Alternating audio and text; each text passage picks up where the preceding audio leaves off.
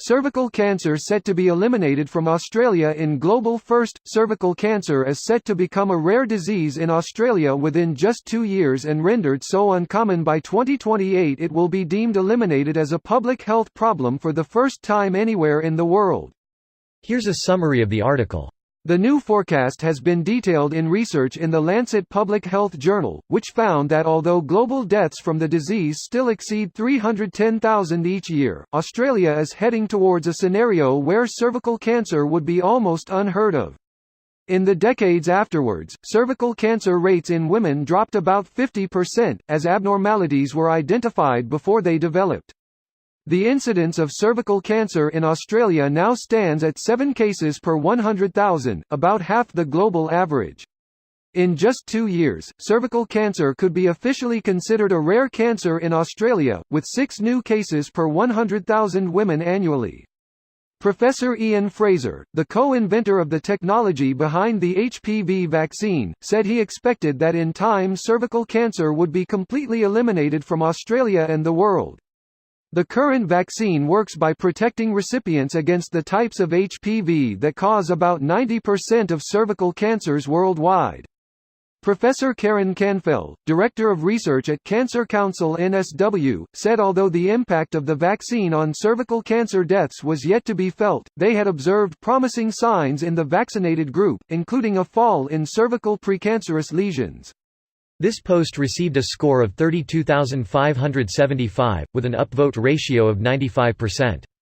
Here are the top comments in response to this article. Who would think that so many other countries have political groups campaigning against a vaccine that prevents cancer? I have seen kids in my class reject the "it seems that there is a built-in self-destruct" aspect that many humans possess. Fear is a real controlling factor in these ignorant people's lives. I implore any parent with kids to cast aside their irrational beliefs and vaccinate their kids. They realize sex isn't the only way to be infected by one of these microorganisms, right? All they need to do is be exposed to the openings of the body. Or just the fluids from someone. Share a glass. Congrats, you got HPV, asshole. Get the damn vaccine. Doesn't everyone drink from the same sacramental wine chalice during Mass? That's probably an extra reason why the Catholic Medical Association supports the HPV vaccine, although they think parents should have the final say, and it shouldn't be mandatory. The main reason being that the Catholic Church is generally supportive of science and medicine. This is the best TLDR I could make. Original, greater than in just 2 years, cervical cancer could be officially considered a rare cancer in Australia, with 6 new cases per 100,000 women annually.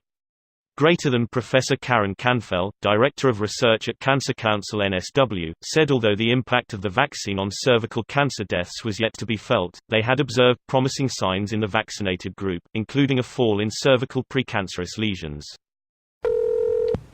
Ah hell yeah, Australia. Something that stuck in my mind as a kid growing up in AUs through the 90s was an ad on TV that said, "When was the last time you had a pap smear test for cancer of the cervix?" They played that ad over and over for years during daytime telly until it was ingrained in all our minds. I wouldn't be surprised if this ad alone contributed to the result we see today. Do you think I could find that ad on YouTube when I was looking for it on the weekend? Not a bloody chance. My thoughts exactly. I wanted to post it with my comment but not a sign of it on YouTube. Not since I had the kids actually. You, Starwiller Pilot is a verified Aussie. Verified cunt.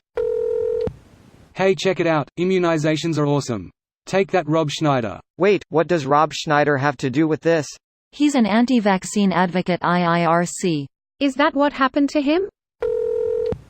Greater than if current practices continue, the disease will be all but eradicated by 2066. This certainly looks very promising. The Australian Government Agency for Cancer also posted some interesting statistics. In 2018, an estimated 930 women were diagnosed with cervical cancer, with 258 dying from it.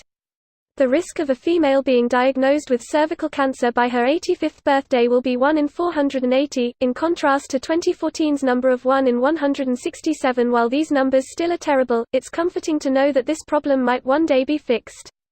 One warning, though. As the article says, greater than Professor Karen Canfell, Director of Research at Cancer Council NSW, said although the impact of the vaccine on cervical cancer deaths was yet to be felt, they had observed promising signs in the vaccinated group. Parents, please vaccinate your kids. That's all. This video was automatically created by Reddit to speech. The article and comments in this video were selected from Reddit according to their upvotes, and any paraphrasing was performed by SMMRY.com, without any human intervention.